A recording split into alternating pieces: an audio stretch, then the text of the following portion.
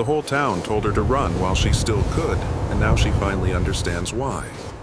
The poor single mom, desperate for warmth and safety in the dead of an Alaskan winter, packed up her 3 young children and moved into the only thing she had left in this world, a forgotten cabin she inherited from a man she never knew.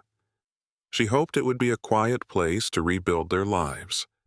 But on their very first night, strange lights flickered beyond the tree line. The kind of lights her late relative once wrote about in his final unfinished journal. The locals whispered that the cabin should have stayed abandoned, that some secrets were never meant to be uncovered.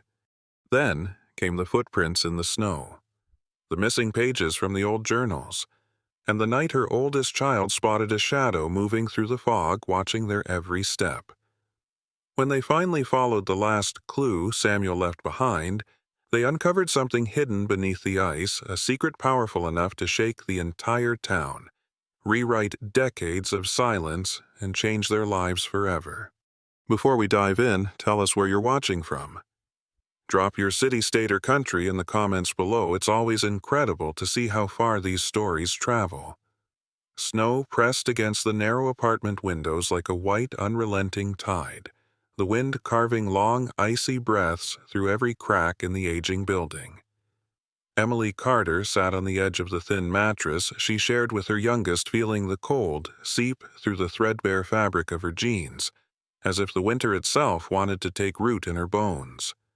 She was 28, but looked older in the dim light, her face pale from exhaustion, her brown hair tied in a loose, uneven knot that she hadn't had time to fix in days, her dark eyes carrying the soft, bruised shadows of too many sleepless nights. Life had carved quiet channels of worry across her features, but beneath them sat a resilience she held together for the sake of her children, even when it felt like her spirit was being peeled away piece by fragile piece. Emily had been a grocery cashier before the store cut hours, and now she pieced together whatever temporary work she could find: cleaning, stocking, shoveling snow outside restaurants for tips. She was kind by nature, with a softness that made her smile gentle and her voice patient, but hardship had forced her into a sharp-edged practicality. She didn't complain, didn't blame, didn't ask for favors. She simply kept moving like a small fire, refusing to go out in the wind. The apartment itself smelled faintly of mildew, and the baseboard heater had given up again some time before dawn. It was a wonder the place was still considered habitable, but Anchorage winters didn't allow much room for dignity when survival was on the line. On the far side of the room, Noah sat cross-legged on the floor, blowing warm air onto his fingers and pretending he didn't mind the cold. At 10 years old, he was tall for his age, with sandy blonde hair that stuck out unevenly because Emily cut it herself with dull scissors. His face, angular around the jaw like his father's, held a seriousness far too old for his age. He was protective, quiet, observant, always watching the door as if ready to defend his family from whatever might come. Beside him, Grace, 7, wrapped herself tighter in the fleece blanket printed with faded cartoon bears. She was small, with thin arms and a round face dotted with freckles. Her red hair falling in soft waves she constantly tried to tuck behind her ears. Grace was gentle and dreamy, a girl who whispered stories to herself at night and drew pictures on scraps of cardboard. Her sensitivity was a tender thing, easily bruised but deeply loving. And then there was Eli, only 4 years old, still curled against Emily's side, with his tiny hand gripping the hem of her sweater. He had dark curls and large hazel eyes that looked far too trusting for the world he'd been brought into. Eli liked to laugh big, bright laughs, but winter had stolen most of those lately. This morning, he simply blinked awake and rested his head on Emily's lap, shivering small tremors that broke her heart. Emily rubbed his back, her hand trembling with cold and fear she barely contained. The landlord had raised the rent again. Her last paycheck had barely covered food, and the heater, the only thing keeping them from freezing through the night, had died its final death with a hiss and a burnt smell that still lingered. She swallowed hard, pushing down the rising panic. "Mom," Noah said quietly, pulling his thin sweater closer around himself. Are we gonna be okay today? His voice was steady, but Emily heard the tremble beneath it. He was trying to be brave. He was trying to be a little man in a world that demanded too much from boys who should still be children. Emily brushed a hand over his cheek, wishing warmth could be willed into existence. "We'll get through today," she said with a small smile. "One day at a time." It was the best promise she could give. Outside, a plow rumbled down the street, spraying snow against the windows in a glittering arc. Anchorage in winter was breathtaking, mountains rising like silent giants, the sky streaked with pale gold light, but beauty didn't soften hunger or cold. Emily stood pulling her coat from the hook by the door. It was an old navy parka from a thrift store. The zipper crooked the lining thin. When she slipped it on, she felt every missing layer, like a reminder of how much she had failed to provide. She was tightening the scarf around her neck when her phone vibrated a number she didn't recognize. For a moment, she considered ignoring it. Unknown numbers usually meant overdue notices or temp agencies offering shifts she couldn't take. But something nudged her, an instinct she had learned never to disregard. She answered. "Hello." A woman's voice came through, warm but official. "May I speak with Emily Carter?" Emily's chest tightened. Speaking. "Ms. Carter, this is Linda Harper from the Whitaker and Low Law Office in downtown Anchorage. I've been trying to reach you." Emily's brow furrowed. She knew no lawyers. She could barely afford groceries, let alone legal anything. "I'm sorry, I think you have the wrong number." "I don't believe so." There was a pause, gentle but deliberate. "I'm calling about Mr. Samuel Whitaker." The name meant nothing. Emily searched her memory, but found only blankness. "I'm sorry, I don't know him." "He knew you." The quiet certainty in the woman's voice made Emily still. "Mr. Whitaker passed away earlier this winter. In his will, you were listed as his sole beneficiary." Emily's breath caught. What beneficiary?" the woman repeated. "He left you property." Property. The word didn't fit in her world. It didn't belong anywhere near her life of rationed meals and broken heaters. She almost hung up, almost told the woman she didn't have time for jokes or cruel mistakes. But the woman continued, gently sensing Emily's disbelief. "If you are able, Ms. Carter, we need you to come to the office. The estate is small but significant, and legally it is yours."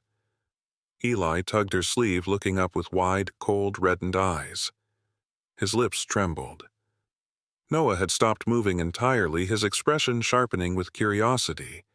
Grace tilted her head, sensing something unusual. Emily swallowed. Where is this property?" "Near Seward," Linda said. "A cabin on the edge of Kenai Fjord's forest. It's old, but intact." A cabin. Heat. Walls. Somewhere her children could sleep without curling around each other like kittens trying to survive the night. Emily felt the room tilt beneath her feet. "Why would he leave it to me?" she whispered. "According to his files, he believed you were family." Emily's heart clenched. She didn't know the man, had never heard his name, but the idea that anyone had thought of her felt almost unbearable, as if the universe had paused and handed her a small, trembling lifeline. "Can you come in today?" Linda asked. Emily looked at her children, three small faces filled with hope they didn't know how to express. "Yes," she said quietly. "We'll come." When the call ended, she stood still in the cold, listening to her breath catch in the quiet apartment. Noah stepped closer. "Mom." "What was that?" Emily let out a soft, shaky laugh. "I think she said that something in our life just changed." But deep inside, beneath the hope, a thread of unease formed, because nothing in her life had ever arrived without a cost. And she had a feeling this sudden inheritance, this mysterious cabin in the woods, would be no different. The sky over downtown Anchorage was a dull gray sheet, the kind that seemed to press down on the city until every streetlight looked tired and every sidewalk felt burdened under the weight of winter. The cold was sharper here than in the little apartment, metallic biting, as if it wanted to remind Emily Carter that stepping outside meant choosing to endure. She held Eli's hand tightly, the small boy wrapped in a puffy coat 2 sizes too big, his curls peeking from under a knitted hat that had lost its stretch long ago. Noah walked beside her, alert and cautious, scanning the icy sidewalks the way a child who'd grown up too fast learned to do. Grace lingered just behind, humming softly into her scarf, creating a tiny fog with every breath as she traced shapes in the air with her mittened fingers. Emily kept them close as they approached the brick building where the law office sat wedged between a bakery and a shuttered travel agency.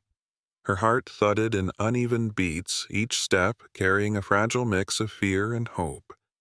She tried to steady her breath, but the idea of a stranger leaving her anything felt surreal, impossible even. The name Samuel Whitaker meant nothing to her, yet here she was dragging her children into the unknown because desperation didn't care about logic. It cared about survival. When she pushed open the glass door, warm air hit her stale, dust-scented warmth that felt heavier than comforting. The office lobby was small, lit by yellow bulbs that flickered occasionally. A reception desk stood at the far end, and behind it sat a man Emily didn't recognize. He wasn't the woman from the call. He was tall, with broad shoulders under a charcoal sweater, and his black hair was neatly trimmed. His jaw was square and roughened with dark stubble, the kind of rugged look that suggested he'd been too busy or too tired to shave that morning. His hazel eyes, sharp and observant, flicked from Emily to the children before he offered a polite, steady nod. "You must be Miss Carter," he said, his voice deep but warm, carrying the hint of someone who'd learned to speak gently out of habit rather than weakness. "Linda is finishing up a meeting, but she asked me to greet you." There was something reserved in his posture. He stood straight, arms loosely crossed, as though guarding an invisible line between professionalism and kindness. Emily could tell instantly he wasn't merely a receptionist. He looked like someone who'd known harder years himself.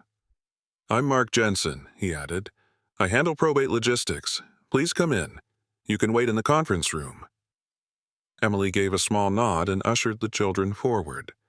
As they walked, she noticed the slight stiffness in Mark's movements, the kind of stiffness that hinted at old injuries, perhaps from military service or years of physical labor.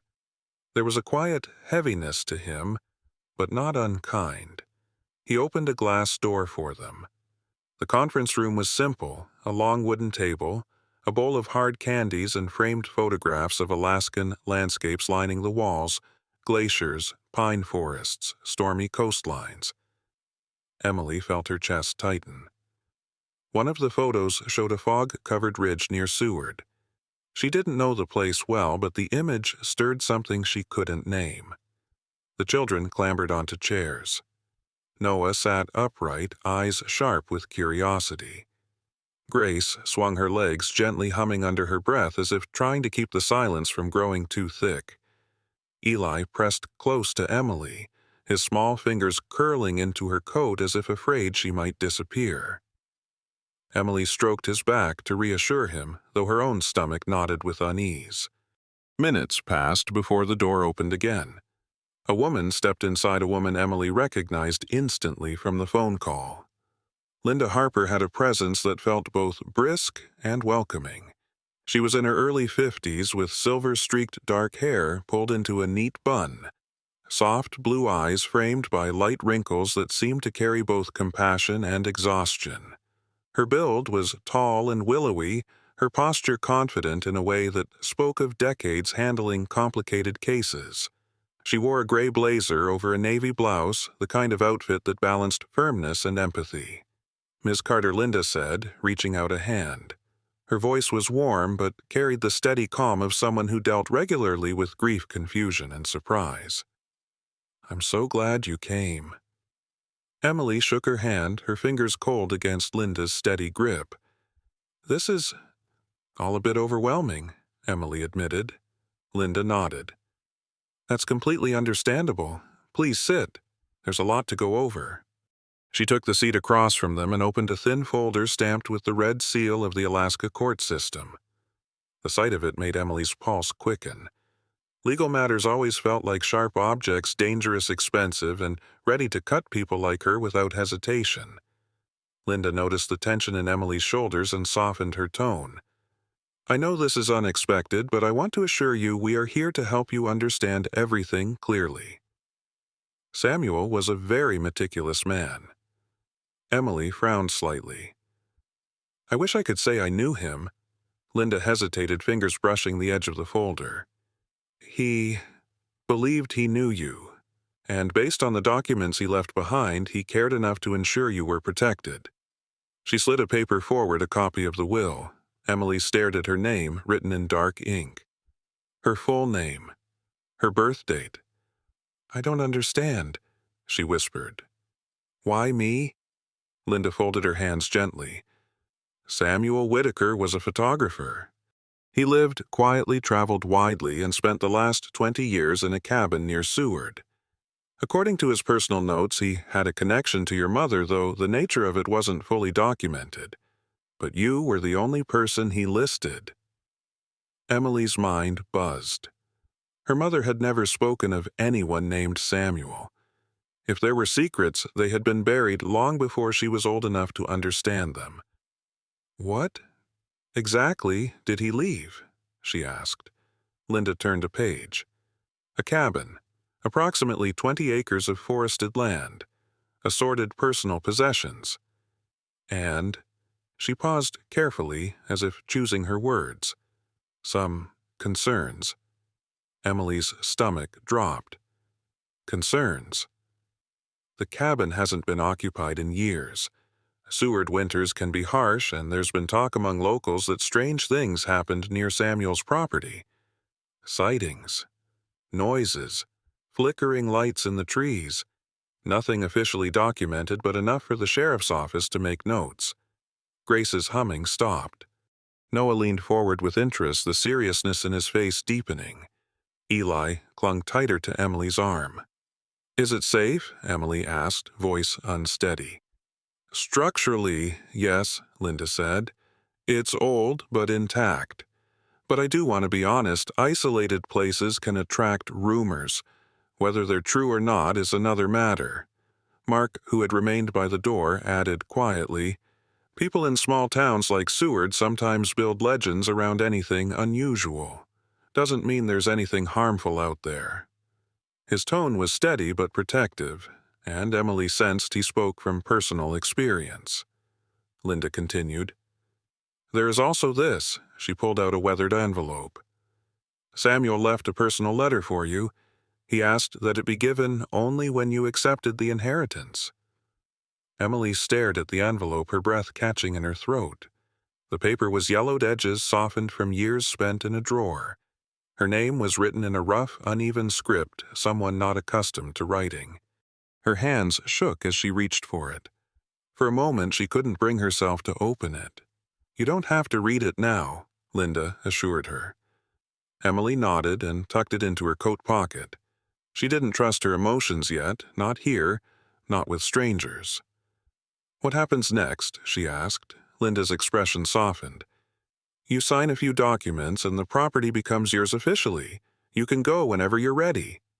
Emily looked at her children, 3 small faces filled with questions, hope, fear, and something she hadn't seen in a long time possibility. She took a breath that trembled but didn't break.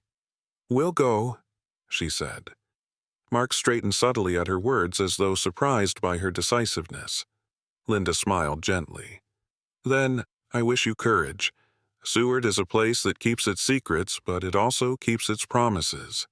Emily didn't know what that meant, but she felt a shift inside her, a quiet, trembling change. They signed the papers. And with each stroke of the pen, Emily felt herself step onto a path she didn't yet understand. But it was theirs. And in a world that had given her so little that meant everything. The wind cut sideways through the trees as the old pickup groaned up the final stretch of snow-packed road, the forest pressing close on both sides like a dark corridor carved through ice. Emily Carter tightened her grip on the steering wheel, her breath fogging the glass despite the weak heater rattling beneath the dashboard. The children sat bundled in layers, Noah alert and watchful, Grace humming nervously into her scarf, and Eli leaning against her shoulder with wide, uncertain eyes. Anchorage felt a lifetime away, though it had only been a few hours since they pulled out of the city. The deeper they drove into Seward's outskirts, the more the world seemed to fold in on itself. Fewer signs of life, more shadows pooling at the feet of ancient trees, branches bowing under the weight of winter. When the GPS finally sputtered out and the map marker hovered uselessly on the screen, Emily swallowed hard and followed Linda's printed directions instead, every mile adding to the knot of apprehension twisting beneath her ribs. At last the road narrowed into a clearing where snow lay untouched. No tracks, no recent visitors, nothing but silence as dense as wool. There, half buried in frost, stood the cabin. It was smaller than she imagined. Weathered logs stacked into crooked walls, the wood faded to a pale gray with streaks of moss near the foundation. The roof sagged at the corners but held steady beneath a thin crust of ice. Smoke hadn't risen from its rusted chimney in years. It looked both abandoned and strangely stubborn, like something that had resisted collapse with a quiet, almost human will. Emily stepped out of the truck, her breath catching in the frigid air as she took in the sight. "This is it," she murmured. Noah hopped out, boots crunching in the snow. The boy's sandy blonde hair caught tiny flakes that melted on contact with his skin. He studied the cabin with narrowed, analytical eyes, an instinct inherited from a childhood spent navigating unstable places. "Looks old," he said, brushing snow off the porch rail. "Like, really old. But kind of beautiful," Grace whispered as she slid out behind him. Her red curls stuck out from under her hat, her freckles glowing pink from the cold. She stepped carefully toward the cabin as if afraid to disturb the silence around it. "It feels like a storybook house." Emily forced a smile, though her stomach twisted. "Let's hope it has a happy ending."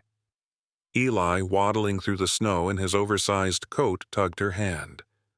"Mommy, is it safe?" She knelt to meet his eyes. Soft hazel wells of worry. "It's ours," she said, brushing a curl from his forehead. "And we'll make it safe." Noah pushed open the door. It groaned low like something exhaling after years of holding its breath. Dust spiraled into the air as a dim wash of winter light slipped inside. Emily entered her boots, pressing into the creaking wooden floorboards. The interior smelled of pine sap, cold iron, and thyme.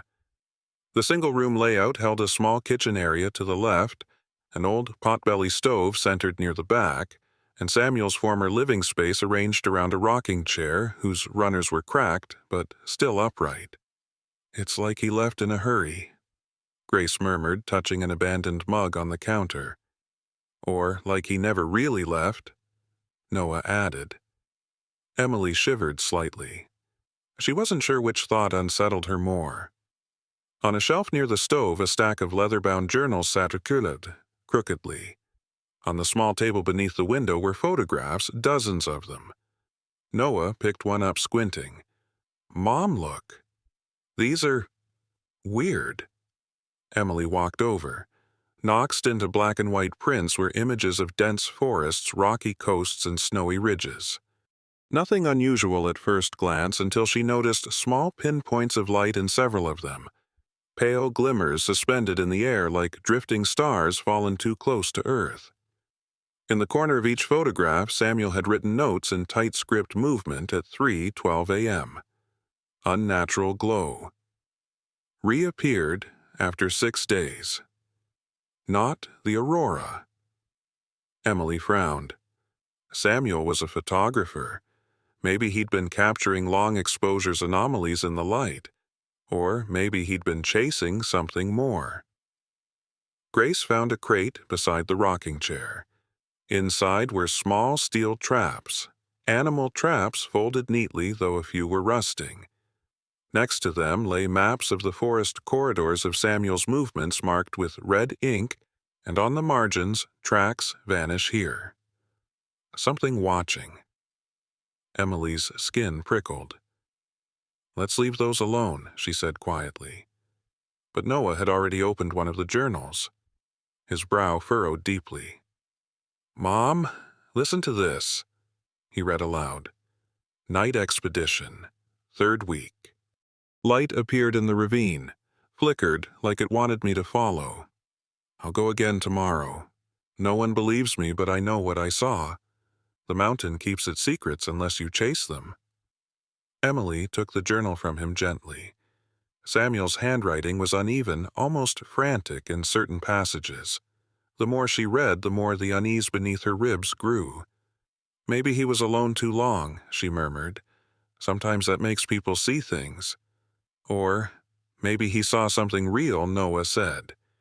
He didn't sound crazy. Just, sure. Grace pressed her nose to the frost-covered window. "Mom," she pointed. "There's something outside." Emily joined her. For a moment she saw only trees' dark silhouettes reaching into the sky. Then, something flickered a faint blue shimmer deep in the line of pines. It pulsed once, twice, then vanished. Her breath caught. Samuel had written of a blue light. She hadn't believed it until now. "Probably the moon," she whispered, though she didn't believe it. The children slept uneasily that night on the cabin floor, wrapped in blankets Emily found stored in a wooden chest. The old stove crackled, projecting a wan glow across the room. Emily lay awake long after their breathing steadied. Every sound outside, the groan of frozen branches, the whistle of wind between the logs, felt amplified. The journal lay beside her. She opened it again. "If someone finds this," Samuel had written, "then you are meant to know. The light isn't danger, it's a path. Follow it when the forest breathes." What did that even mean? Emily closed the book and rubbed her temples. She wanted to believe Samuel was simply eccentric, but something about the cabin, the photographs, the flicker of blue, it all felt interconnected, like an invisible thread tugging at her attention. Hours passed. The fire sank to embers.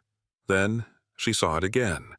Through the gap in the curtains, a blue glow drifting between the trees, soft and deliberate, like something calling. She sat upright, heart-hammering, breath uneven. Cold air seeped through the walls, brushing her skin with a strange electric chill.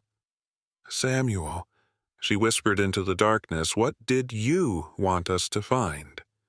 The light pulsed once more, and Emily began to realize the cabin wasn't just a shelter.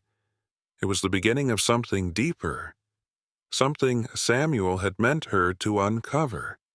The storm arrived before dawn, sweeping across the forest like a white curtain dropped from the sky, smothering every tree, stone, and path into a featureless world. Wind howled through the branches with a restless anger, rattling the cabin's loose shutters and forcing cold air through the seams between the logs. Inside, Emily huddled closer to the stove, feeding it pieces of firewood Samuel had stored in the shed outside. The fire crackled unevenly, fighting the intrusion of winter, but even its glow felt fragile, as though the storm might snuff it out with a single breath. Noah was the first to rise. He had a habit of waking early, a side effect of years sleeping lightly in unsafe places. He was tall for 10, his blonde hair falling across sharp, thoughtful eyes that always seemed to be scanning for danger. This morning he stood in front of the frosted window, his breath forming small circles on the glass as he wiped it away to see outside.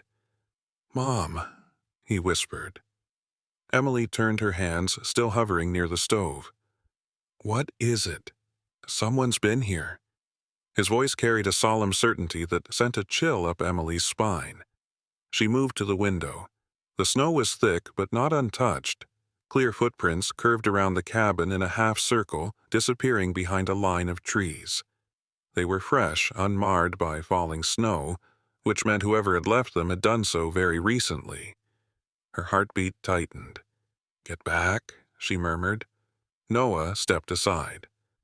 Grace, rubbing sleep from her freckled face, looked worried. Eli clung to Emily's leg, burying his nose in her coat. Emily forced herself to breathe, forced her mind not to leap to every terrifying conclusion at once. "No one is coming inside," she said softly. We're going to be okay." But the lie trembled even as she spoke it. Hours passed before the storm allowed any visibility. When it softened to a steady snowfall, Emily bundled up and stepped outside, leaving Noah sick in charge. The cold slapped her instantly. The footprints were deep, made by someone wearing heavy boots, someone tall, someone confident enough to approach a cabin that looked inhabited. She followed the prints a few steps until they disappeared into the woods. That was where she stopped. Something about the forest felt wrong. Too still. Too expectant. She turned back toward the cabin only to see a figure emerging through the snowfall walking directly toward her. Her breath froze. The man wore a thick olive jacket lined with fur at the collar patches of frost clinging to the shoulders. He was in his 40s, tall, with a broad-shouldered build that suggested years of outdoor labor. His face was lined, marked by a worn heaviness like someone who had spent a lifetime in bitter weather and harsher company. A short, dark beard covered a strong jaw. His eyes, gray and steady, held something unreadable halfway between regret and caution. He lifted his gloved hands slowly, palms open. "Emily Carter," he called over the wind, his voice deep and gravelly, shaped by years of disuse or quiet living. Emily stepped backward instinctively. "Who are you? Name's Derek Miles," he said, stopping a respectful distance away. "I worked with Samuel, your relative." His breath steamed in the cold. Up close, she saw he carried a small leather satchel cracked at the edges and a limp in his left leg, subtle but noticeable. An old injury, perhaps, from a fall or accident. "You shouldn't be here," he said. "Not with your kids. Not with what Samuel found." Emily held her coat tighter around herself. "What did he find?" Derek hesitated, gaze flicking toward the woods. "A natural phenomenon. Something rare. Something powerful. I don't know exactly what it is. Samuel kept most of it secret, but others know about it, and they want it." The wind rattled the trees behind them. Emily felt the weight of his words settle sharp and unsettling. What kind of others? Derek's jaw tightened. People who don't care who gets hurt along the way? He looked at her with an expression that was deeply serious, almost haunted. "Samuel trusted you for a reason. But trust doesn't mean safety. You need to get your kids out of here. Tonight." Emily shook her head, fear and stubbornness warring inside her. She had nowhere else to go. "I can't just leave." "Then at least be careful," Derek said, reaching into his satchel. He pulled out a folded map, its edges frayed. Samuel marked the places he visited most. "Use this. And if you see the blue light—" His voice faltered. He glanced back toward the forest. "Don't follow it alone." Emily frowned. "Wait, how did you even know we were here?" Derek exhaled sharply, white breath rising in the cold. "Samuel told me. In case something ever happened to him. I didn't expect his letter to go to someone with children." His eyes softened briefly. "You seem like a good mother. That makes this harder." He turned as if to leave, then paused. "Lock your doors. Don't go out at night. And if you see anyone else around here, run." With that, he walked into the storm, the wind swallowing him whole until he vanished like a shadow dissolving into white. Emily stayed frozen for several seconds before hurrying back inside, her hands trembling violently. Noah immediately noticed.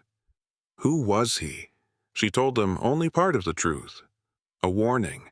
A man who knew Samuel. Someone who said they needed to be careful. Eli climbed into her lap, scared. Grace sat close beside her. Noah watched her with the seriousness of an adult weighing every word. When the children finally settled, Emily checked the journals again. They were exactly where she left them. But when she opened the one she had read the night before, her breath caught. Several pages, dozens were missing. Torn. Jagged edges protruding like ripped wings. Someone had been inside the cabin. Someone had looked for something.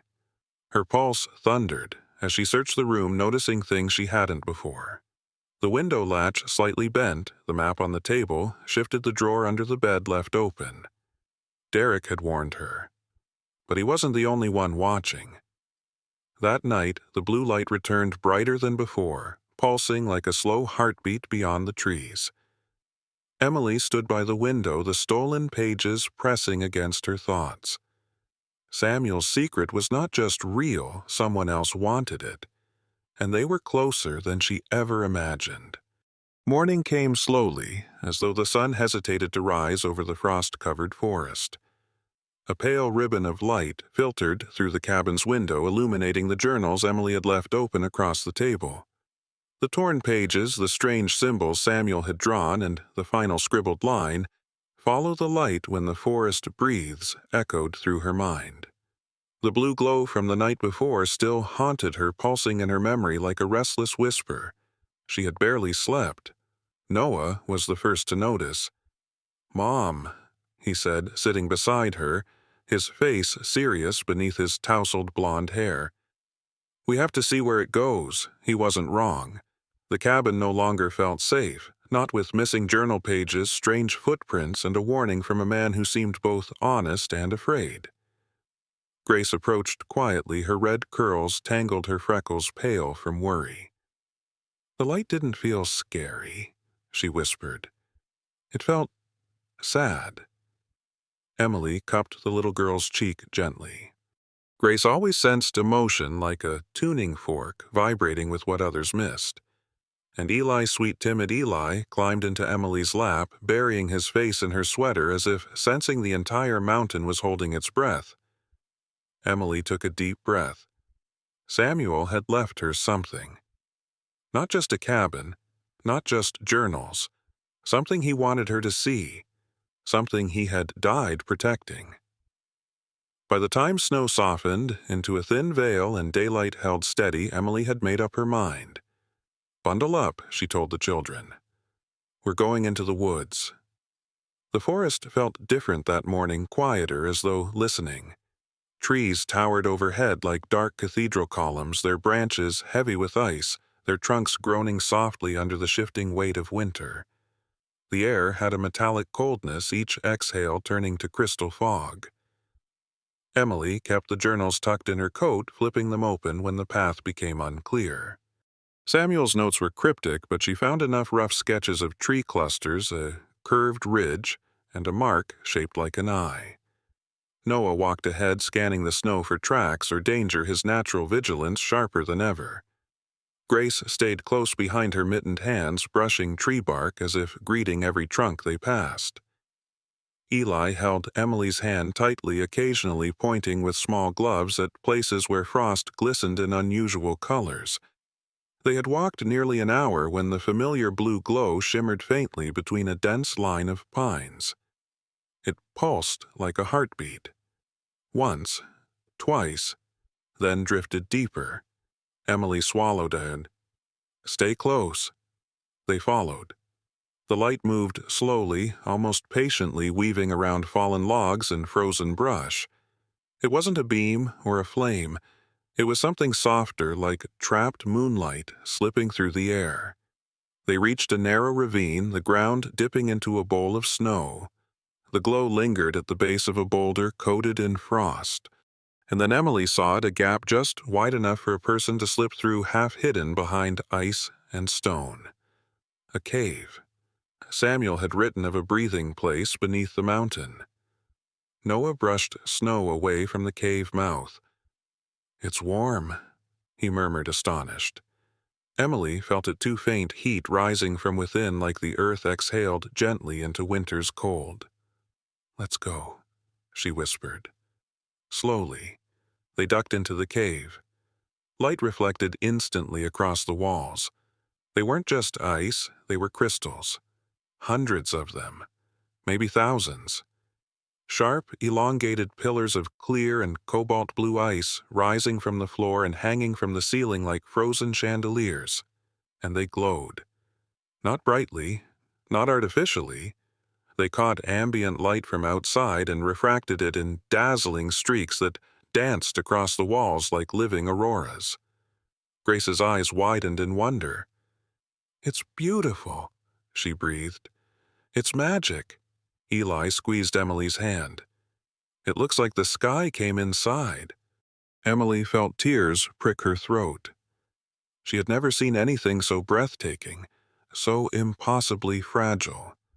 And suddenly she understood Samuel understood why he had written with such obsession, why he had guarded this place with his life. Samuel hadn't just found a cave. He had found a phenomenon: ice crystals shaped by geothermal warmth and ancient pressure, touched by the reflection of auroras overhead. "The light that tells stories," Emily whispered, remembering the journal.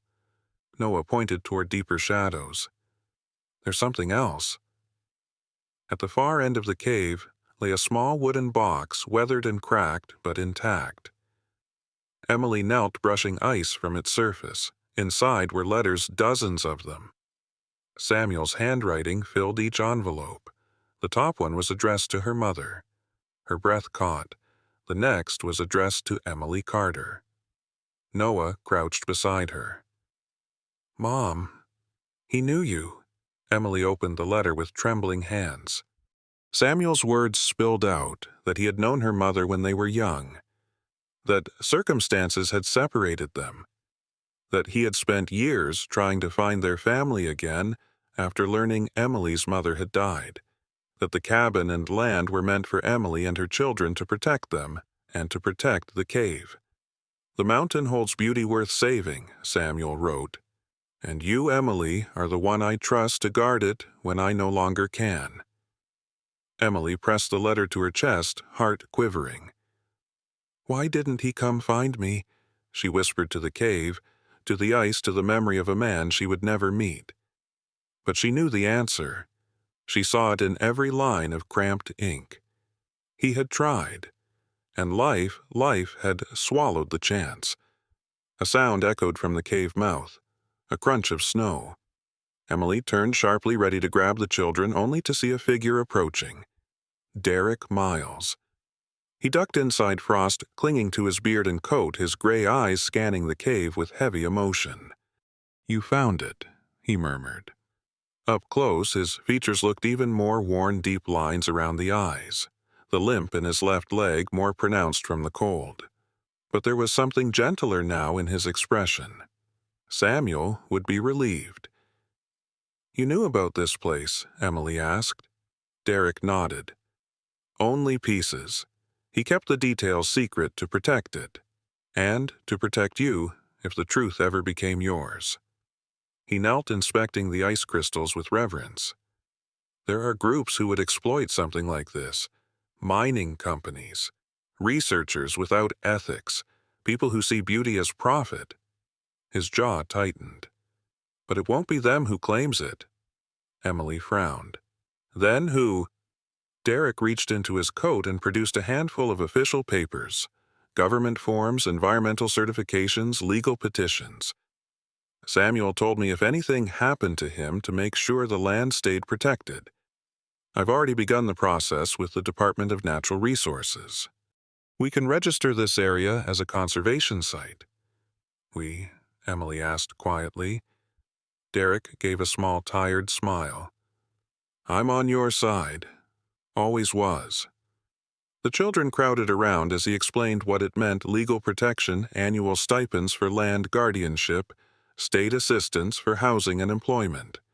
Samuel's land would remain untouched, and the cave, this miracle of light, would be safe. When they returned to the cabin, Emily felt something she had not felt in years: warmth. Not from the stove, but from hope. Weeks passed. The legal protections were approved. Emily was granted guardianship of the land as Samuel wished.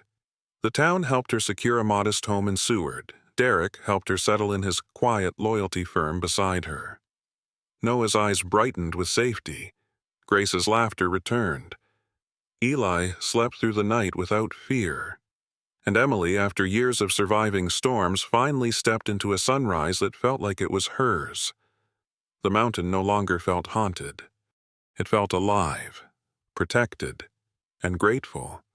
In the end, Emily discovered that the greatest miracles are often hidden in the coldest seasons of our lives. What Samuel left behind wasn't just a secret or a cave filled with shimmering light. It was a reminder that God places guideposts in our path long before we know we'll need them. Sometimes He sends them as people, sometimes as opportunities, and sometimes as a quiet glow in the darkness, showing us that we are never as lost as we feel. Just like Emily, many of us walk through storms believing we're alone, believing the world has forgotten our name. But God sees every step. He knows every burden we carry. And in His own time, often in the most unexpected ways, He turns broken roads into new beginnings. The cave's mysterious light became a symbol of hope, a gentle whisper that even when life feels frozen, God is still working beneath the surface, shaping blessings we have yet to see. If this story touched your heart, take a moment to share it with someone who might need a reminder that miracles still happen. Leave a comment and tell us what part spoke to you the most. And don't forget to subscribe for more stories of faith resilience and the quiet ways God moves in our everyday lives. May the Lord bless you, guide you, and protect your home and your family today and always.